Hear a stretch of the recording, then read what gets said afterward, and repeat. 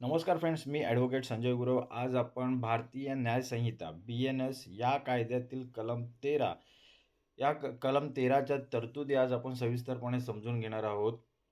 भारतीय न्याय संहिता BNS या कायद्यातील कलम 13 हे अशा परिस्थितीत हाताळते. हे कलम अशा परिस्थितीत हाताळते जिथे न्यायालयाने ठरवलेले आहे की आरोपी दोषी आहे, परंतु नेमका कोणता गुन्हा घडला आहे याबद्दल संभ्रम आहे. काय म्हटलेलं आहे ह्या कलमात? हे कलम कशासाठी भाष्य करते? तर ही अशा परिस्थितीत हाताळते जिथे न्यायालयाने ठरवले आहे की आरोपी दोषी आहे, परंतु नेमका कोणता गुन्हा घडला आहे याबद्दल भ्रम आहे. कलमाचे नाव काय? अनेक गुन्ह्यांपैकी कोणत्या गुन्ह्याबद्दल व्यक्ती दोषी आहे याबद्दल संशय असल्यास शिक्षेची तरतूद. काय म्हटलंय? अनेक गुन्ह्यांपैकी कोणत्या गुन्ह्याबद्दल व्यक्ती दोषी आहे याबद्दल संशय असल्यास शिक्षेची तरतूद. तर ही तरतूद काय आहे? ज्या सर्व प्रकरणांमध्ये असा निकाल दिला जातो, एखादी व्यक्ती निकालात नमूद केलेल्या अनेक गुन्ह्यांपैकी एका गुन्ह्यासाठी दोषी आहे, परंतु त्यापैकी कोणत्या गुन्ह्यासाठी ती दोषी आहे याबद्दल संशय आहे. तेव्हा जर सर्व गुन्ह्यांसाठी समान शिक्षा नसेल, तर ज्या गुन्ह्यासाठी सर्वात कमी शिक्षा विहित केली आहे, ती शिक्षा गुन्हेगाराला दिली जाईल. सोप्या शब्दात समजून घेऊया.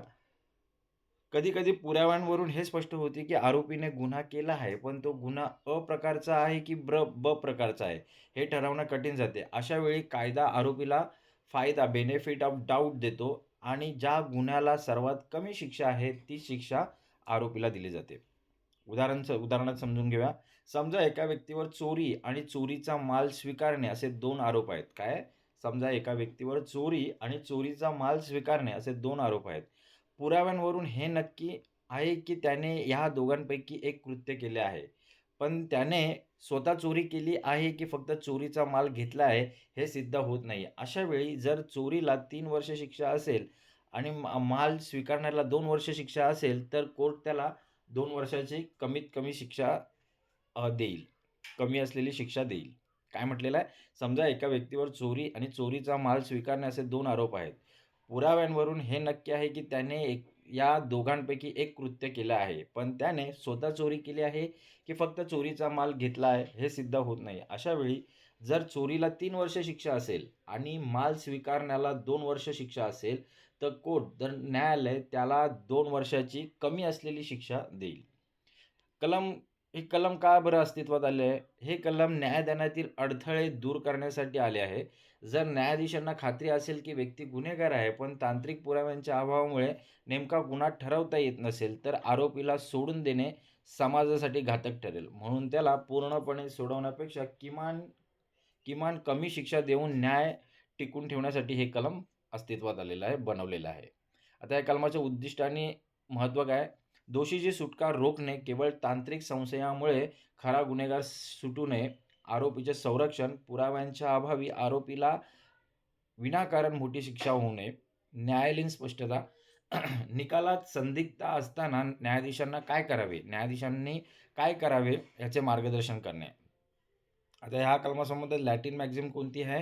तर हे कलम इन ड्युबियो प्रो रिओ या तत्वाशी संबंधित आहे. या लॅटिन मॅक्झिमचा अर्थ काय आहे? तर संशयाच्या परिस्थितीत निर्णय आरोपीच्या बाजूने किंवा त्याच्या फायद्याचा असावा. आता हे कलमाचे उल्लंघन, शिक्षा आणि उपाय झाले तर काय समजून घेऊया. जर न्यायालयाने संशय असतानाही आरोपीला सर्वात मोठ्या शिक्षेच्या गुन्ह्याखाली शिक्षा दिली, तर ते कलम 13चे उल्लंघन ठरते. यावर उपाय काय? आरोपी उच्च न्यायालयात अपील करून आपली शिक्षा कमी शिक्षेच्या गुन्ह्यात बदलवून घेऊ शकतो. आता ह्या कलमावर न्यायालयीन प्रकरण निर्णय समजून घ्या. हा जुन्या IPCमध्ये 72 हा कलम होता. कलम 72 मध्ये ही तरतूद होती. आता BNSमध्ये 13 मध्ये ही तरतूद केलेली आहे.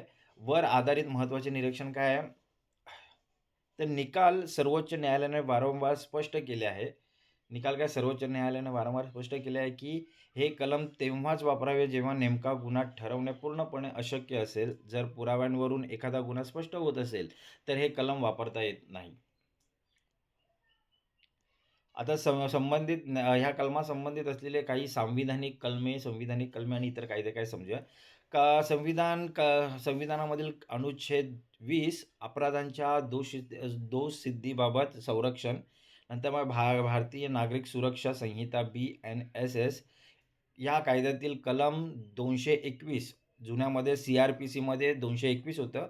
आता इथं पण 221च आहे. हे कलम स्पष्ट करते, की जर गुन्हा कोणता आहे हे अस्पष्ट असेल तर पर्यायी आरोप अल्टरनेटिव्ह चार्जेस कसे निश्चित करावे हे या कलमामध्ये दिलेले आहेत. 221 मध्ये CRPC किंवा BNSच्या कलम 221 मध्ये ही तरतूद दिलेली आहे. आता कलमाची समीक्षा कशी करता येईल? तर कलम 13 हे व्यावहारिक न्यायाचे उत्तम उदाहरण आहे. हे एका बाजूला गुन्हेगाराला पळवाट शोधण्यापासून रोखते, तर दुसऱ्या बाजूला न्यायाधीशांना अंधारात मोठी शिक्षा देण्यापासून प्रतिबंधित करते. मात्र आधुनिक न्यायवैद्यक शास्त्र, फॉरेन्सिक प्रगत झाल्यामुळे आता अशा प्रकारच्या संशयास्पद परिस्थिती कमी उद्भवतात. निष्कर्ष काय काढता येईल ह्या कलमाचा? तर कलम 13 हे भारतीय न्यायव्यवस्थेतील न्यायी तडजोड आहे. हे कलम सुनिश्चित करते, की गुन्हेगार दंडित होईलच, परंतु संशयाचा फायदा देऊन त्याला सर्वात कमी संभाव्य शिक्षा दिली जाईल, ज्यामुळे मानवी हक्कांचेही रक्षण होईल.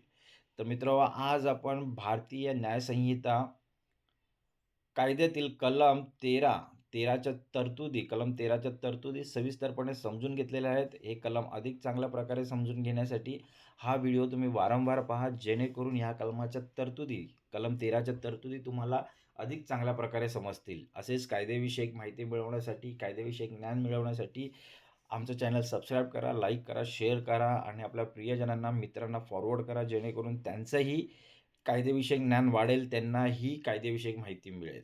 तर आज आपण इथंच थांबूया. धन्यवाद.